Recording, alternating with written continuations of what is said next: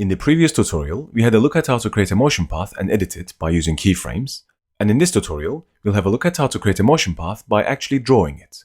And for that, we'll be using the panel called Motion Sketch.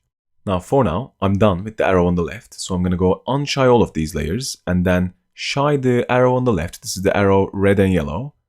And then unshy arrow purple and green. And then unlock this, and I'll lock the arrow red and yellow. And then shy all these layers. So all I'm seeing in my timeline is this arrow on the right hand side. Of course, the animation of the arrow on the left is still happening. So I'm going to go back and you can see the animation is still happening.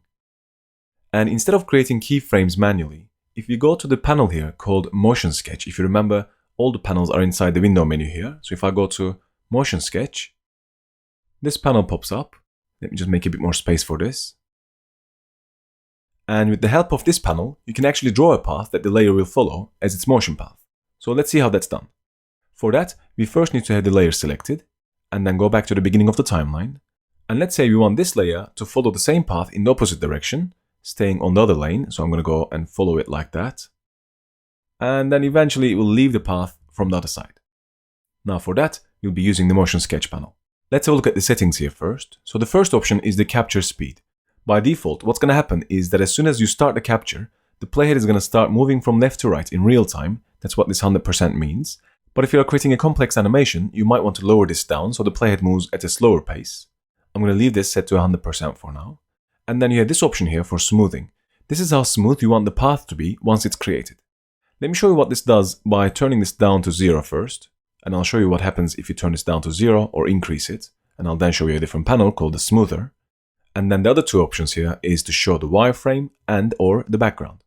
The wireframe means that as you're using this tool, instead of seeing the content of the layers, you're actually going to see a wireframe. So if you have a complex animation going on inside the layer, you can just disable it temporarily so it doesn't take too long to process. So I'm going to leave this turned on for now. And the background is whether or not you want to see the actual background. So in this case, we actually do want to see the background so we can follow that path. So I'm going to go and turn this on. Otherwise, we wouldn't be able to follow this path precisely. So with that turned on, I can now go and press Start Capture.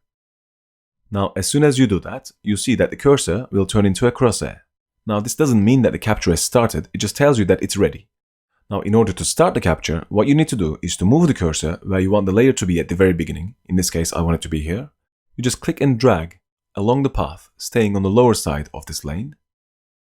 And then once you're done, all you have to do is to let go of your mouse.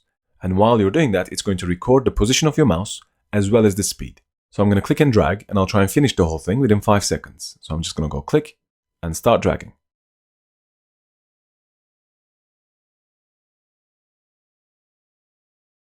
There we go. Now you can see as soon as this is done, it's going to create one keyframe on every single frame. So if I play this back now, see what happens to the one on the right.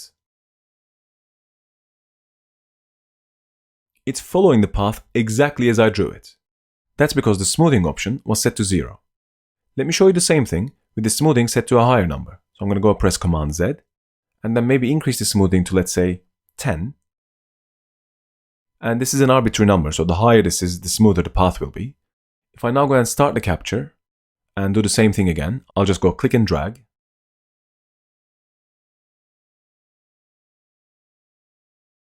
You'll see now the amount of keyframes we have is reduced by a great deal. That's because the smoothing option was turned up. Now, the higher that number, the fewer the keyframes you'll have. Of course, once you have this path, you can then go and tweak this manually. So for example, if that point doesn't line up perfectly, I can just go and click on these Bezier handles. If I want to move the entire path around, I can now do that because all the keyframes are selected here. I can click on one of the keyframes and that will move everything. If I press Command Z to bring that back. If I click outside here to deselect all those keyframes, then click back on the layer, I can then click on the individual keyframes like this. And then just click and drag these around.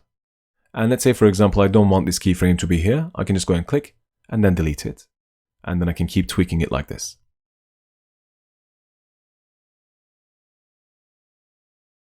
The way I usually work with the Motion Sketch panel is that I set the smoothing option all the way down to 0 so that I can create all the keyframes I need. And then I use a different panel called the Smoother to reduce the amount of keyframes I have. So let's have a look at how that's done.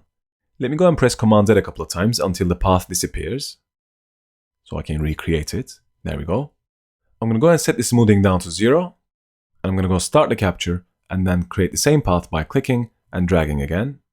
So I'm just following the bottom part of this lane here. And now that we have one keyframe per frame, I can go to Window and open up the panel called the Smoother. Now, as long as all these keyframes are selected, and in this case they are, I can use the Smoother panel on the keyframes. Let's say, for example, for whatever reason the keyframes weren't selected. Let me just go and deselect them by clicking somewhere empty here. The quickest way to select all the keyframes on a property is not by doing this actually, not by clicking and painting like that, and you can see when I did that I actually left the first one out. Instead of doing that, you can just go and click on the word position here, and you'll see that will select every single keyframe on that property. Now that I have the keyframe selected, I can go to the Smoother panel, and there's one option here called Tolerance, and this is the same option as we had before in the Motion Sketch. So in the Motion Sketch, there was smoothing. In the Smoother, there's tolerance. I can increase this, let's say, to 10. And then when I hit apply, it's going to smooth the path by using a tolerance of 10. So this gives us more or less the same result as we had before when we had the Motion Sketch smoothing set to 10. Now the advantage of using the Smoother, of course, is that you can tweak the number as much as you like and then reapply it. If I set this to, let's say, 15, and then press apply again, this smooths the path one more time. And I can even just press apply and apply and apply, and it keeps smoothing the path, and you can see that the keyframe amount is reduced by a great deal, and the path here, of course, in return is much smoother.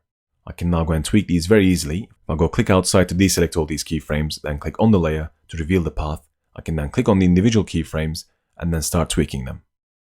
I can hold down Alt like we did before, and then just tweak the path as we did in the previous example.